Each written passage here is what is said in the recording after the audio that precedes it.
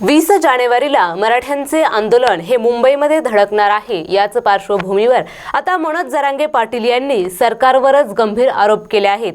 त्यांनी म्हटले आहे की मराठ्यांना पदे आणि पैशाचं आमिष दाखवून आंदोलनामध्ये फूट पाडण्याचा प्रयत्न हा सरकार करत आहे।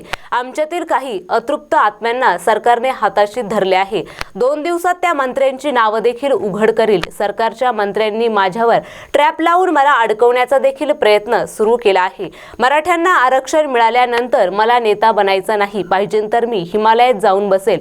मी विकला जात नाही हे सरकारचे प्रमुख दुखणे आहे। राज्यातील सत्ताधारी विरोधक देखील आमच्या आरक्षणाच्या विरोधात आहे। मराठ्यांच्या नादाला लागू नका, अन्यथा मराठा तुमचा सुफडा हा साफ करून टाकतील, असं देखील जोरदार हल्लाबोल मनोज जरांगे पाटील यांनी आता मंत्रिमंडळासह सरकारवरच केला आहे। त्यांना पण तुमच्या 10 रुपये त्यांना दिल्यामुळं किंवा एखादा पद दिल्यामुळं माझ्या समाजाचं वाटोळं करू नका। आणि त्यांनाही सांगतो, तुमच्या लेकराचं चांगलं होईल, तुमची बायको, तुमचे आई वडील, तुमचे भाऊ सुखी राहतील त्या जीवा, पण गोरगरिबांच्या मराठ्यांच्या करोडाच्या पोरांचं नरड दाबायचं काम तुम्ही नका करू। तुम्हाला समाज कधीच माफ नाही करणार, कधीच। मी जाहीर सांगतो, मला नेता बी नाही बनायचं।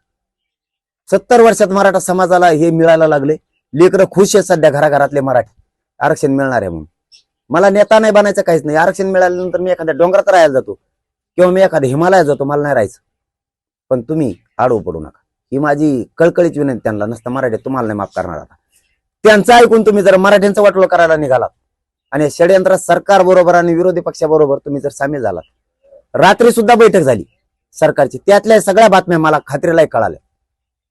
सरकारने असा ट्रॅप लावलाय की यांना मुंबईत येऊ द्यायचं, यांच्यावर लक्ष नाही द्यायचं, म्हणजे अवमानकारक वागणूक मराठ्यांना द्यायची। बाळा हो, देशाचं जगाचं लक्ष त्या आंदोलनावर राहणार आहे, तुम्ही काय लक्ष देणार नाहीत? मराठी एवढे लेचे पेचे नाहीत, त्यांच्या मनगटात एवढी ताकद आहे, ते शांततेत बसणार आहेत। पण आरक्षण येताना घेऊन येणार आहेत, तुम्हाला लक्ष सुद्धा द्यावं लागणार आहे। तुमच्यातले काही जणांचा, तिथल्याच मंत्र्यांचा या आरक्षणाला किती विरोध आहे आणि रॅली यायला किती विरोध आहे हेही आम्हाला कळाले।